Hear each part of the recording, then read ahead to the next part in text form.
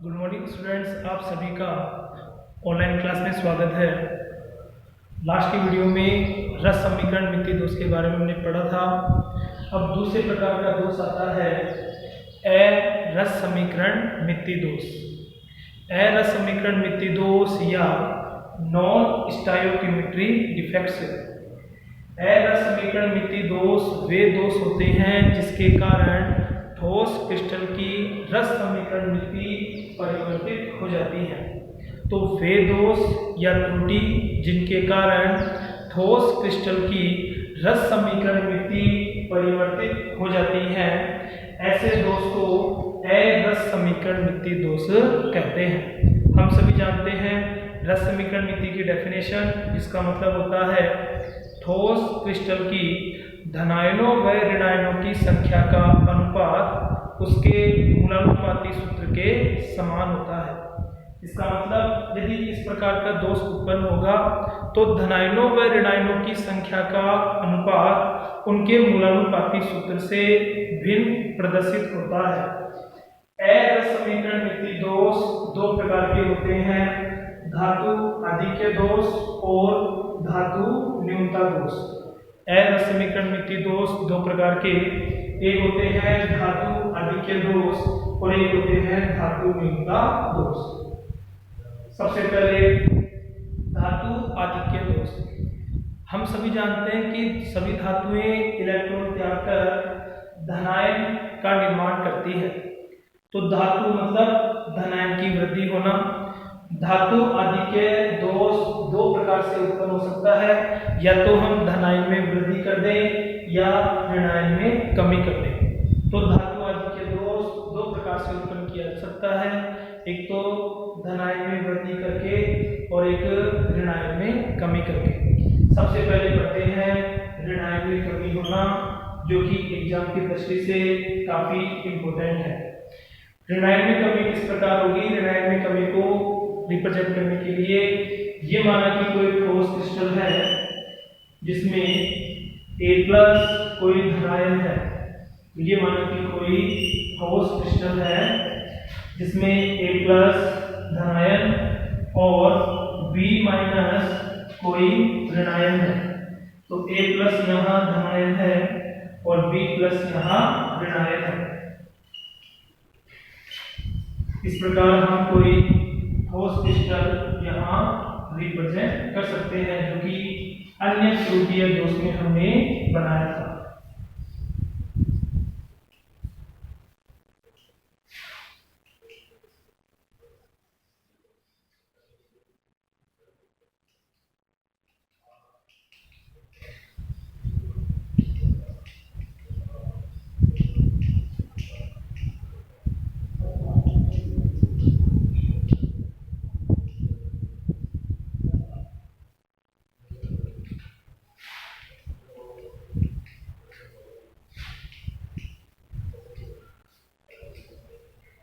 ये मान लीजिए कोई आपका ठोस क्रिस्टल है।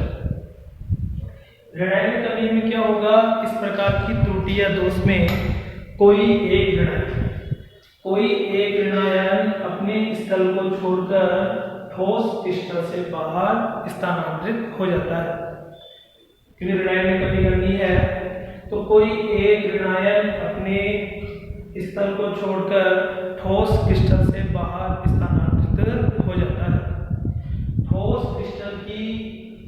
क्रिस्टल के आवेशों को उदासीन बनाए रखने के लिए इस रिक्तिका में कोई अन्य इलेक्ट्रॉन प्रवेश कर जाता है।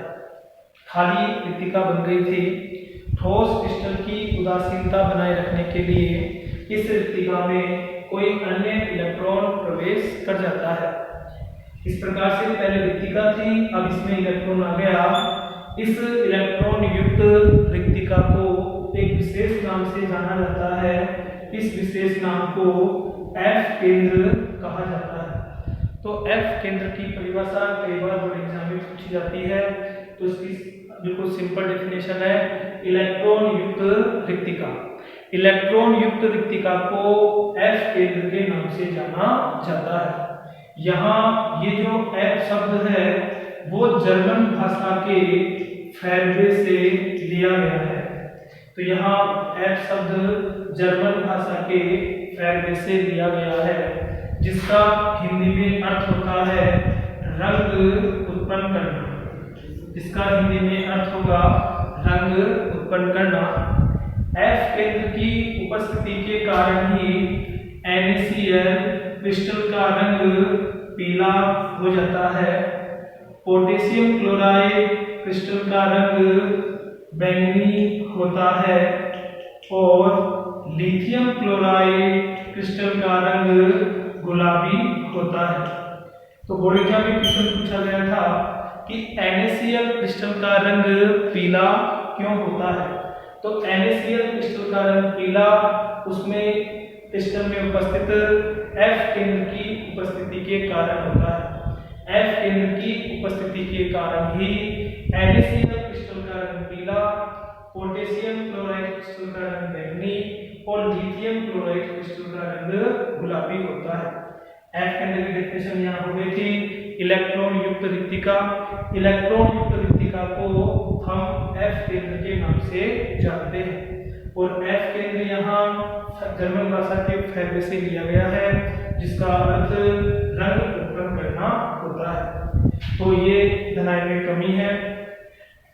दूसरे प्रकार का दोष यहाँ पे है धनायन में वृद्धि। धनायन में वृद्धि, धनायन में वृद्धि ये धातु आदि के दोष का दूसरा प्रकार है। धनायन में जो वृद्धि है, इस प्रकार की त्रुटि या दोष संक्रमण तत्वों से निर्मित यौगिकों में पाया जाता है। हम सभी जानते हैं कि जो डी ब्लॉक के तत्व हैं, उन डी ब्लॉक के तत्वों को संक्रमण तत्व कहा जाता है और संक्रमण तत्वों से जो निर्मित कंपाउंड है, उनसे बने कंपाउंडों में ही इस प्रकार की त्रुटि या दोष पाई जाती है। क्यों? क्योंकि जो संक्रमण तत्व है वो परिवर्तनशील ऑक्सीकरण अवस्था प्रदर्शित करते हैं। परिवर्तनशील ऑक्सीकरण अवस्था का मतलब होता है एक से अधिक ऑक्सीकरण अवस्थाएं परिवर्तित करना। एक से अधिक ऑक्सीकरण अवस्था रिप्रेजेंट करना ही परिवर्तनशील ऑक्सीकरण अवस्था कहलाती है। अब देखते हैं धनायन में वृद्धि किस प्रकार होगी। तो यहाँ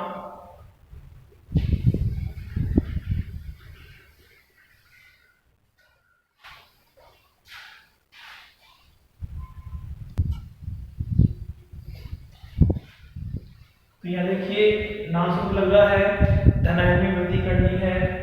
इस प्रकार की त्रुटि या दोष में कोई एक अन्य धनायन अंतराकाशी स्थल में प्रवेश कर जाता है। तो कोई एक अन्य धनायन अंतराकाशी स्थल में प्रवेश कर जाता है।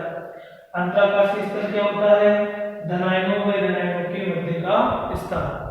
धनायनों व ऋणायनों के मध्य का जो स्थान होता है, इसी स्थान को अंतराकाशी स्थल या अंतराकाशी स्थान कहते हैं। ठोस क्रिस्टल की उदासीनता को बनाए रखने के लिए कोई अन्य इलेक्ट्रॉन भी अंतराकाशी स्थल में प्रवेश कर जाता है। तो यहाँ एक धनायन प्रवेश करेगा अंतराकाशी स्थल में, जो कि किसी अन्य क्रिस्टल का होगा, और इसकी उदासीनता को बनाए रखने के लिए अन्य इलेक्ट्रॉन अंतराकाशी स्तर में प्रवेश कर जाता है। इसका सबसे बेस्ट एग्जांपल है zinc oxide. Zinc oxide ZnO सामान्य ताप पर इस ये जो आपका ठोस क्रिस्टल है, इस ठोस क्रिस्टल का रंग श्वेत होता है। तो कमरे के ताप पर जिंक ऑक्साइड के क्रिस्टल का रंग श्वेत होता है। लेकिन जैसे ही जिंक ऑक्साइड के क्रिस्टल को गर्म किया जाता है, तो इसमें जिंक आयनों में वृद्धि होती है। जिंक आयनों में वृद्धि होती है, साथ में ऑक्सीजन गैस मुक्त होती है। तो मैंने यहाँ पे ऑक्सीजन का आधा मोल लिया है इसको बैलेंस करने के लिए, और धनायनों के आवेश को बैलेंस करने के लिए यहाँ इलेक्ट्रॉन मुक्त हो जाते हैं, जिसके कारण जिंक ऑक्साइड क्रिस्टल का जो श्वेत रंग है वो पीला हो जाता है। तो क्वेश्चन आता है आपका कि क्या कारण है कि श्वेत जिंक ऑक्साइड क्रिस्टल को गर्म करने पर ये पीला क्यों दिखाई देता है। तो आपका आंसर होगा जिंक ऑक्साइड क्रिस्टल को जब गर्म किया जाता है तो जिंक आयनों में वृद्धि हो जाती है।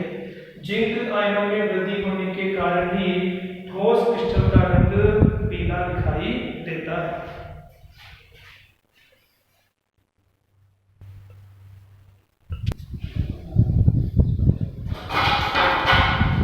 और आज की वीडियो का क्वेश्चन आपका ये है कि फ्रैक्टल त्रुटि या दोष के कारण ठोस क्रिस्टल के घनत्व पर क्या प्रभाव होता है। जब फ्रैक्टल त्रुटि उत्पन्न होगी तो ठोस क्रिस्टल का घनत्व में वृद्धि होगी, कमी होगी या अपरिवर्तित होगी। इस क्वेश्चन का आंसर आपको कमेंट्स बॉक्स में कमेंट्स करना है।